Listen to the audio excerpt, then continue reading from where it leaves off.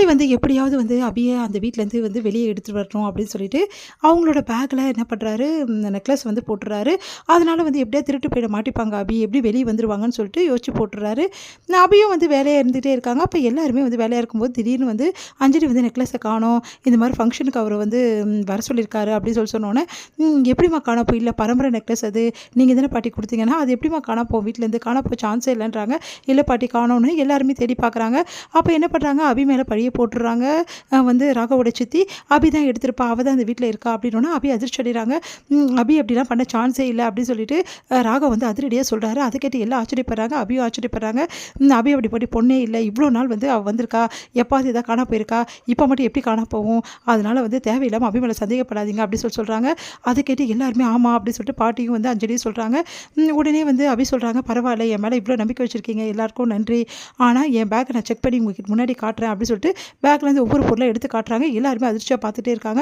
பார்த்தா பேக்கில் எதுவுமே இல்லை. உடனே எல்லாருமே வந்து பார்த்தீங்களா அபி எவ்வளோ நேர்மையான, இப்போ அது புரியுதான்னு சொல்லிட்டு அவங்க சித்தியை திட்டுறாங்க. அப்போ நெக்லஸ் எங்கே போச்சுன்னு கேட்கும்போது கரெக்டாக வந்து நாய் வந்து கவிட்டு வருது நெக்லஸை. அதை பார்த்து எல்லாம் அதிர்ச்சி அடைகிறாங்க. அப்போ வந்து டாக் தான் இவ்வளவும் வேலை பண்ணதா அப்படின்னு சொல்லிட்டு இப்போ அது புரியுதா அபியை பற்றி அப்படின்னு சொல்லிட்டு எல்லாரும் சொல்லிட்டு இருக்காங்க. வீட்டுக்கு போன அபி வந்து ராகவ் பற்றி ரொம்ப பெருமையாக பேசுகிறாங்க. இதையெல்லாம் கேட்ட வந்து முரளி அதிர்ச்சி அடைகிறாரு. பிளான் இப்படி சொதப்பிடுச்சு அப்படின்னு சொல்லிட்டு செமையாக டென்ஷன் ஆகிறாரு. அடுத்து வந்து இங்கே ஃபங்க்ஷனுக்கான ஏற்பாடு, கடத்தரப்புக்கான ஏற்பாடு எல்லாமே பண்ணிகிட்ருக்காங்க. அப்போ 2 வீட்டுக்காரங்களும் ஒன்றா சேர்ந்து ஃபங்க்ஷன் பண்ணிகிட்ருக்காங்க. அப்போ கரெக்டாக வந்து என்ன பண்ணுறாங்கன்னா, ஆகாஷும் வந்து அணுவும் 2 பேரும் வந்து பேசிகிட்டு இருக்காங்க. அப்போ கரெக்டாக பார்த்துடுறாரு ஆகாஷோட அவங்க அப்பா செமையாக டென்ஷனாகி பயங்கரமாக கத்துறாரு. இதுக்கு தான் வந்தியா, என் பையனை வளைச்சி போட அப்படிலாம் பேசுகிறாரு. அதை கேட்டு வந்து அபியோட குடும்பம் வந்து ரொம்ப அதிர்ச்சியாக நின்றுட்டுருக்காங்க. அப்போ வந்து என்ன பண்ணுறாரு, ராகவ் வந்து பேசுகிறாரு. இந்த மாதிரி அவங்க பேர் லவ் பண்ணுறாங்க, 2 பேர் கல்யாணம் பண்ணி வைக்கிறோம் அப்படின்னு சொல்கிறாரு. அதை கேட்டு எல்லாருமே ஆச்சரியமாக பார்த்துட்ருக்காங்க. அப்போ வந்து நான் இதுக்கு சம்மதிக்க மாட்டேன் அப்படின்னு சொல்லிட்டு ஆகாஷ் அவங்க அப்பா சொல்கிறாரு. நீங்கள் சம்மதிக்கணும்னா என்ன செய்யணும் அப்படின்னா, அவளுக்கு எந்த வந்து சொத்தும் கிடையாது அப்படின்னும்போது, என் சொத்து எல்லாத்தையும் வந்து நான் எழுதி வைக்கிறேன், இவங்க 2 பேருக்கும் அப்பாவுக்கு வந்து சம்மதிப்பீங்களா அப்படின்னோடனே சரின்னு சம்மதிக்கிறாரு. அடுத்து எல்லாருமே சந்தோஷமடைகிறாங்க. அப்போ என்ன பண்ணுறாங்க, அபியோட அப்பா வந்து வேணாப்பா, ஏன்ப்பா இது தேவையில்லாமல் என் பொண்ணுக்கு நீ சொத்து எழுதி வைக்கணும்னு சொல்கிறாரு.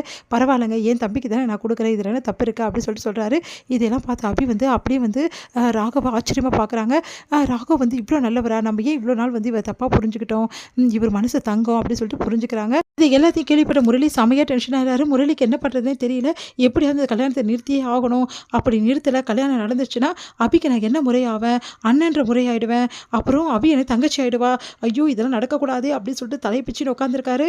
எப்படியாவது நிறுத்தியே ஆகணும் அப்படின்னு சொல்லிட்டு என்ன பண்ணுறாரு, நேராக ஆகாஷ் அவங்க அப்பா கிட்ட பேசி பார்க்குறாரு. அவர் வந்து எனக்கு பணம் வந்துச்சு போதும், இப்படி கல்யாணம் நடந்தால் எனக்கு ஒன்றும் பிரச்சனை கிடையாது, எல்லா சொத்து எனக்கு தானே வரப்போகுது அப்படின்னு சொல்லிட்டு சந்தோஷப்படுறாரு. இந்த ஆள் இப்படி சொல்கிறாரு, என்ன பண்ணுறதுன்னு தெரியல, எப்படி வந்து கல்யாணத்தை நிறுத்துது அப்படின்னு சொல்லிட்டு அபியோட வீட்லேயும் பேசி பார்க்குறாரு. அபி வீட்டில் வந்து எனக்கு எங்கள் பொண்ணோட வந்து விருப்பம் தான் முக்கியம், அணுவோட விருப்பம் தான் முக்கியம், அணு எவ்வளோ சந்தோஷமாக இருக்கா, எனக்கு அது போதும் பாரு சொல்லிட்டு அணுவோட அப்பா சொல்லிடுறாரு. அதனால் வந்து என்ன பண்ணுறதுன்னு தெரியல முரளி தவிக்கிறாரு. இந்த சூழ்நிலை அபியும் சொல்லிடுறாங்க, கண்டிப்பாக என் அக்காவோட கல்யாணத்தை நல்லபடியாக நான் நடத்தி முடிப்பேன், அந்த நம்பிக்கை எனக்கு இருக்குது அப்படின்றாங்க. இதெல்லாம் கேட்ட முரளி வந்து செமையாக டென்ஷன் ஆகிறாரு. இதன் முடியும்.